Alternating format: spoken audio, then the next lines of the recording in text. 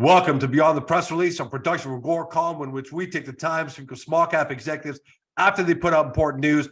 Guys, for those of you who understand that we have a planet now that's living under critical water stress, specifically 40% of the global population right now resides in regions that are marked as under critical water stress.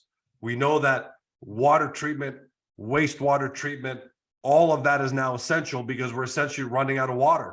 And that's why the global waste and wastewater treatment is projected to go from $285 billion in 2021 to $465 billion in 2028. That's why we're talking to Forward Water Technologies, okay? Their company was founded by Green Center Canada, a leading tech innovation center supported by the government of Canada. And more than just lip service or talk, they're commercializing their proprietary technology right now that allows industrial users to reduce water consumption by up to 90%. And the immediate benefits of that, as you can imagine, are saving water from being permanently destroyed. That's what the planet does not need. We need it to be saved.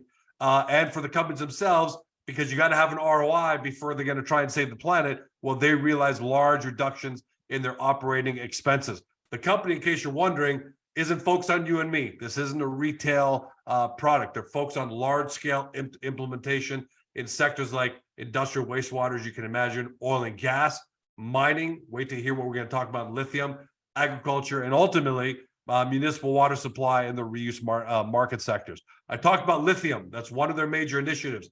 They got multiple NDAs signed with major lithium extraction companies. For example, an engagement contract with Cornish Lithium. They also announced an early development contract with an unknown but a prominent Western Canadian lithium company to further optimize lithium isolation. They've got all, we'll talk about that in a second. Also got a great initiative going on in India, where they've got an exclusive licensee in Goldfinch Engineering and some exciting stuff in food and beverage. And the headline today is Forward Water Technologies awarded CFIN Innovation Booster Grant in partnership with Canadian Food Innovation Network. Howie, welcome back, my friend.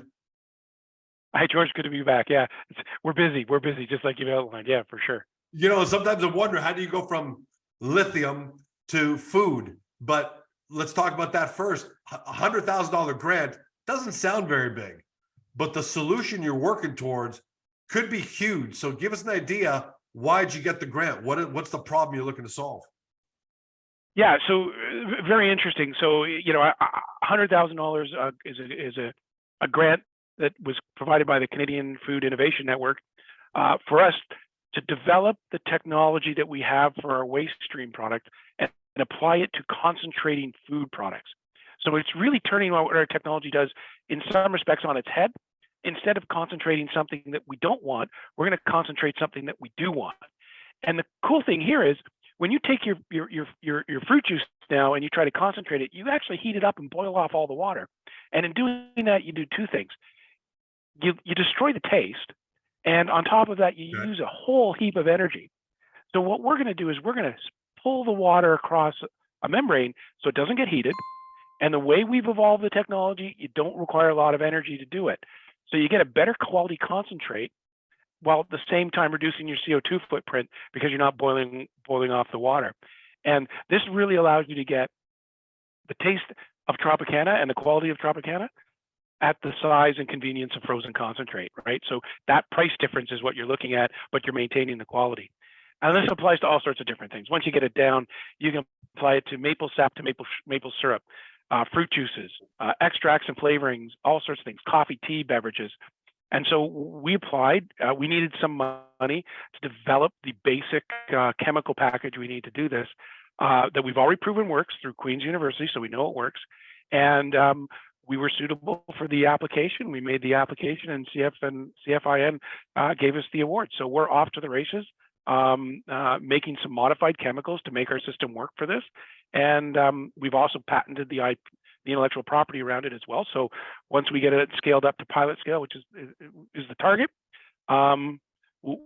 we've got something that we can go to market with that's completely, related to, but distinct from our waste treatment business. So very excited by that. You're essentially flipping a pretty big industry on its head, right? Because concentration of food is heat driven, and now you're looking to cold To do a concentrate. cold concentrate, Liquid correct. food and beverage and beverages, right? Yeah. And the really cool thing about that is we're not guessing that that's important. We already know that that's important because other people have shown that it's important, both in the scientific and commercial literature. What we're doing it is we're finding a way to do it at a low cost, non-material consuming process, which makes it really advantageous to run this on your system. So a food producer will simply buy one of our units, plop it in their operational space, and make concentrates. And those concentrates will allow them to go off and make their products more distinctive and separated and differentiated in a really crowded market space. And being able to differentiate yourself in the food and beverage space is enormous, right? These will be new and improved flavors that a first adopter will be able to take to the market. And if you were just talking your book, right, and there was no CFIN grant here, someone could say, yeah, okay, Howie, you think you got the secret to be able to flip this industry. But the fact of the matter is, everyone should know, I'm going to read this here. The CFIN, the Food Innovation Challenge, seeks to support disruptive startups in the food service industry who are on the cusp of development and commercialization. My point is, this is a serious group. They took a look at your technology through third-party eyes, and they're saying, Howie, here's basically $100,000. Yeah. Go and do what you got to do. Great validation, right?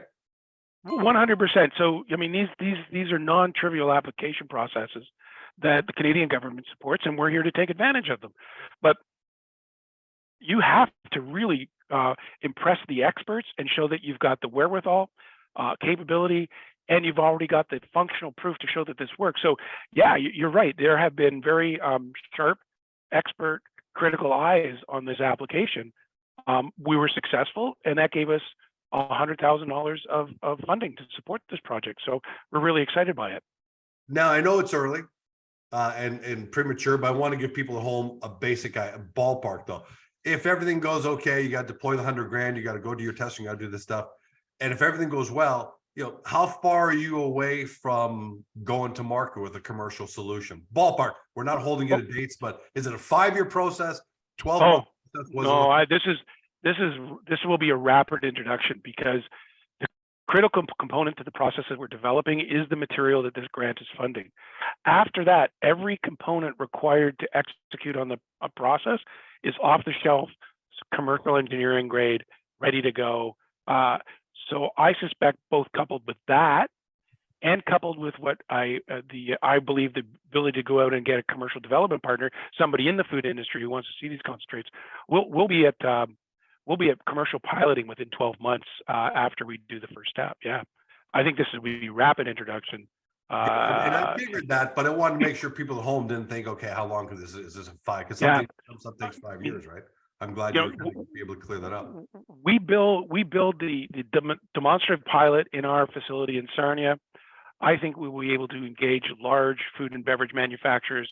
These are Nestle, Mars, Kellogg, PepsiCo. These are the types of companies that we would reach out to. Wow. And if those companies are decisive, they're decisive when they act. So that's our plan. And as I said to other people, this is impacting people's businesses' top line revenues as opposed to managing their operational expenses.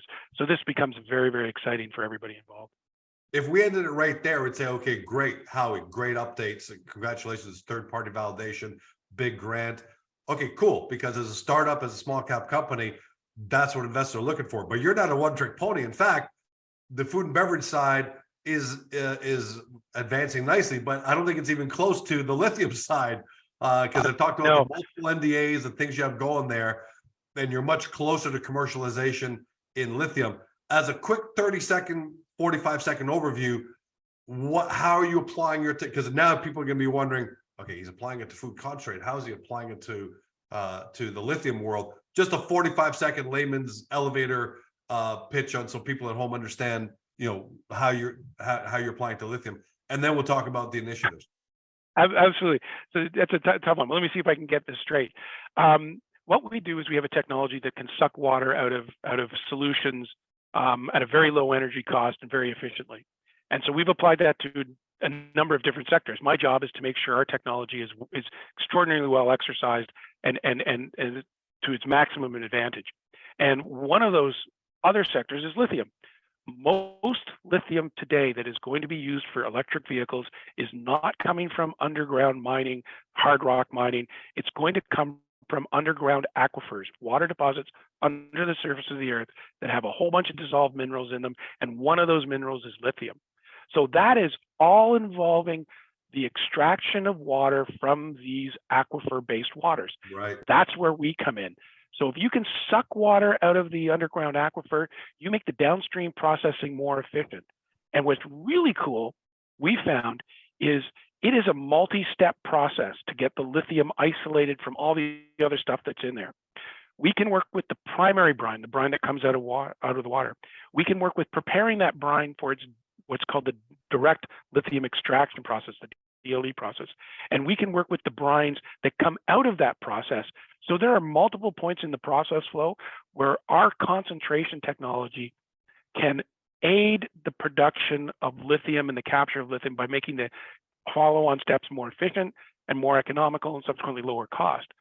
All at the same time, we're doing it with a low energy input, reducing the CO2 footprint compared to traditional designs, and we're returning clean water back to the community that it was taken from. So we're checking the boxes not only on the process side, but we're checking the boxes on the ESG side. Because if you're going to get your lithium using a lot of coal, a lot of CO2, a lot of energy, it really doesn't satisfy the market demand. And we're bringing our technology to bear on that, satisfying both the economics of doing this, but as well as solving the ESG component of this. Yeah, you got to remain true to what really lithium's trying to accomplish, right? Absolutely, absolutely. What lithium's trying to accomplish, and there's no point. So on that note, you got multiple NDAs signed. Last time we spoke, I think you're over 6 NDAs signed. And oh, we're up to 14 right now. Okay. Samples, samples are flying all over the world. We're getting samples from Europe, from other parts of the globe, locally in Canada as well. We're at different stages with different companies, but we're testing them in our labs, both on the bench. We've moved some of them to full-scale engineering trials. And we're hopefully looking at commercially oriented field trials in the first half of 2023. So we'll be on site at some of our client sites, demonstrating our technology, boots on the ground, if you will. Places such as the United Kingdom with Cornish Lithium, we're hopeful there. We just completed engineering trials. We believe the results we got are positive. They're being evaluated at Cornish right now, but the next step, if it's positive, and we believe it is field trials in the United Kingdom as an example. And the great news for you is time is of the essence. You're not waiting around as a small company and hoping that George Com Lithium gets back to you. George Com Lithium's got to move because electric vehicles are coming.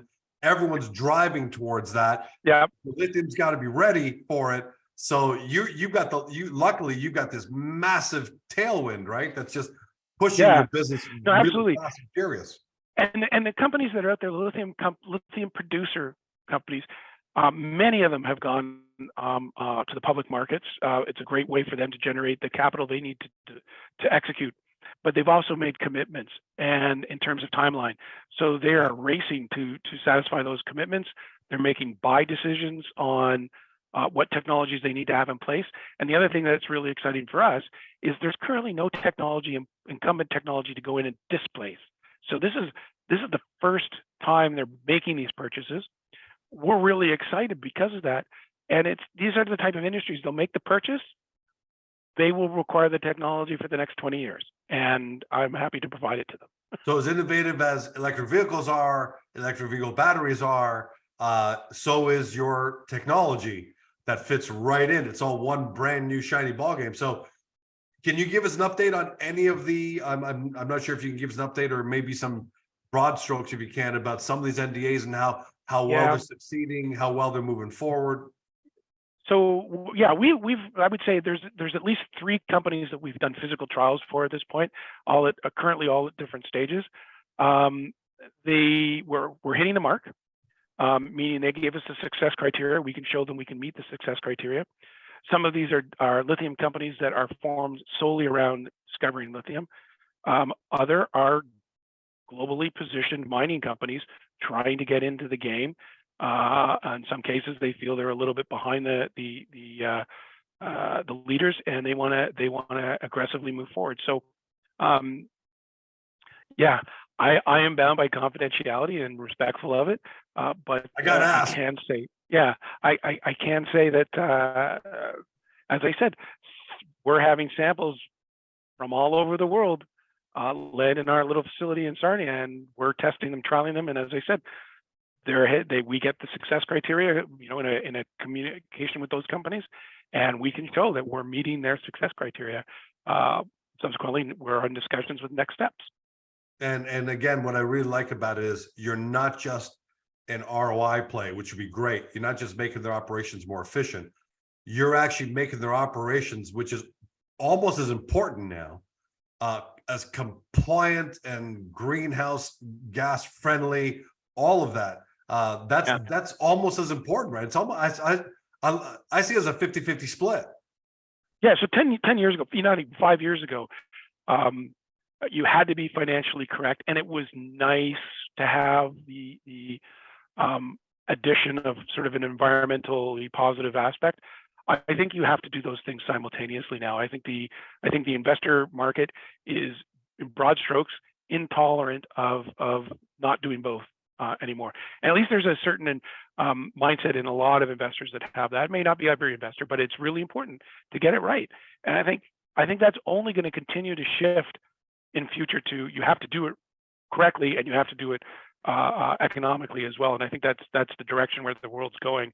I think on top of all that, you're also seeing regulatory and governments getting behind that, and we're seeing from our partner in India, there's more use of the stick. There's regulations are in place, but the government is now issuing fines, and I think we're going to see more and more of that across the globe. Certainly in Europe, there's a much stricter regulation, and it's inevitable that it will end up in North America and South America as well. I mean, and I think the bigger pressure in North America, I think now, is you're seeing massive investment banks and funds where basically Goldman Sachs are basically saying, hey, Georgecom Lithium, if you on top of being, you got to have an economical operation, but that's not enough anymore. If you don't check off A, B, C, and D, we don't care how economical your stuff is. You have to have an ESG score. Yeah. Period. Yeah. People are assigned scores now. They get their ESG score, and if you don't have if you don't meet that level of environmental responsibility, they just won't bring you into the fund, and it's that simple, right? So, market economics and market strategies are having an impact. So take that for what it is. At the end of the day, I think it's the right thing, the right outcome. It has to be economical, and it actually has to have a real substantial outcome from the ESG side. Speaking of global, last question, COP27 just ended. How does water tie into the CO2 goals now that COP27 just ended? I think there's some recognition, stronger recognition of what's called the water energy nexus, and energy by and large equals the production of energy by the use of fossil fuels or coal. And so the more you can change how much energy you need to treat and take care of your water, you have a CO2 impact.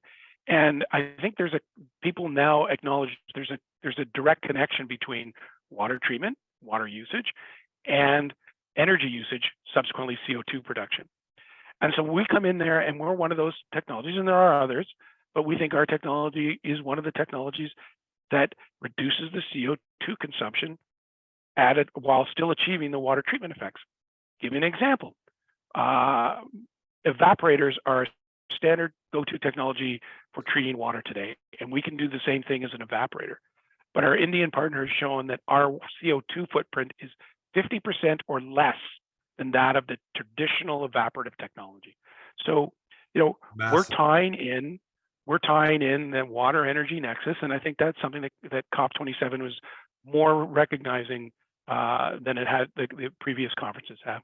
So that's great. That's the right direction, and I think we play along that way as well. So it's positive. It's absolutely positive. Here we are, November 22nd. Last question by one red, but because I think I know how the answer is going to go, and I want to end off on that note. November 22nd, essentially 2.5 to 3 weeks from now, businesses are going to start to slowly wind down for the holidays, and not a lot of new business is going to get done. So how do you feel?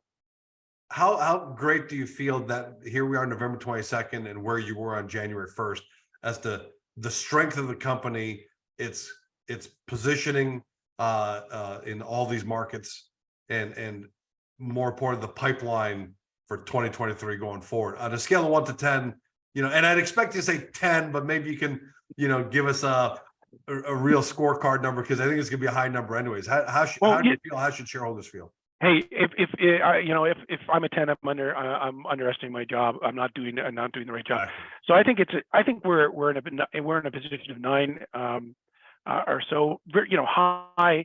I think we've got a lot of great things. What keeps me up at night. What keeps me up at night is, half or more of the things that we've got cooking turn on, because I don't know how I'm going to handle all those opportunities. That's actually what keeps me up at night. If we're successful with 3, 4, 2 of our lithium players and one of our waste treatment sides of things that we're working on, I'm not flat-footed, but that's going to be a ton of work, and my job is going to have to be, how do we figure that out and satisfy all of those opportunities? That's what I lose sleep about. Happy problem, I should think. Awesome. But, awesome. Yeah. Well, Howie, congratulations, man. Because look, this is, a lot of people don't. It's amazing. A year from now, people are going to say, where did these guys come from, right? But people need to know you're a PhD in chemistry. You're a materials expert. 20 years in new tech development. More than 50 U.S. patents, and this is your 3rd early stage company. You know what you're doing. Give me just using a little bit more time. Sure. So why should people believe that that's true? What we've done at Forward Water since 2015, we have worked on reducing the science risk, the technology and application risk, and the scale-up risk. So what my team and I have done is we've eliminated those risks. That took a lot of faith from our private investors as we were going to the public market. It took a lot of faith from some of the government investors that put us. But what we've done is we've completed those things and reduced the risk. We're at a point where we can explode by deploying the technology rapidly, because we've got confidence in our ability to scale up. We know the engineering is solved, and we know that the technology risk is absolutely minimized. We know what we're doing. We know it works. We're ready to go out there and do it. And that's why people should have confidence that, do I think we're going to be deploying in 2023? Absolutely. And the reason is we've done our homework. And that's the way I've always developed businesses. I don't develop them on a promise and a hope and a bait and switch. I develop businesses so I know I can hit the targets when I'm ready to aim at them. Yeah, and I think going back to how you start off that answer, the fact that you have mitigated the risk factors, because anybody can swing for the fences, but if you're just as likely to strike out spinning in the batter's box because you're just trying to hail a home run, then it's a coin flip, right? And I'll bet on myself on a coin flip. I'll go to Vegas on the coin flip. You've reduced. I've something that's funny to tell you in the baseball analogy. I've always said, I'll take stand-up singles all day long, right? You just take stand-up singles all day long. You're going to win every baseball game you're going to play, and that's the goal. The goal is to win the game, and I think that's where we positioned ourselves. Howie, thanks for joining us, man. Every time we talk, I mean, we didn't even talk about India. Yeah. Oh, what's going on? Yeah. Lithium, amazing. What's going on in India? So we'll save that for another time. But every time we have these interviews, I get off of these energized, and I say, awesome. I can't wait for 2023 enough just to see what starts coming out of the woodwork and I can't wait. And I thank you for everything you've done. I think I speak on behalf of all investors saying, amazing job, but the best is yet to come, and can't wait to see it. I hope so, George. I hope so. It's my goal, but for sure. Thanks for joining us, Howie. Take care, man. For everybody at home, you've been watching or you've been listening to my podcast on Spotify, Google, Apple, or your favorite podcast platform. To Howie Hundeman, CEO, Forward Water Technologies. Company trades the stock symbol FWTC. For those new to the story, listen, it's, as we said a couple of times, this is groundbreaking technology. This isn't widgets. This isn't putting a hole in the ground and trying to find gold. And everyone understands that. You know, there's some tech, there's some nuance here. Don't worry about it. We've got it laid out neatly in layman's terms on the company's profile page on Agoracom, so you can really understand what this company's doing. And then once you've got that foundational knowledge, head over to the company's website, do your deep dive due diligence. Because guys, if you believe that the water's under critical water, the world's under critical water stress, and it needs innovative solutions like this, then you've got to do your homework on Forward Water. Hopefully today you discover your next great small cap company. Just don't say 12 months from now that we didn't tell you so. Thanks for joining us. Great day. See you next time. Hey guys, the video's over, but don't forget to help your company by liking it and even leaving a comment below. And then don't forget to help yourself by subscribing to our YouTube channel so you never miss another great Agoracom small cap video.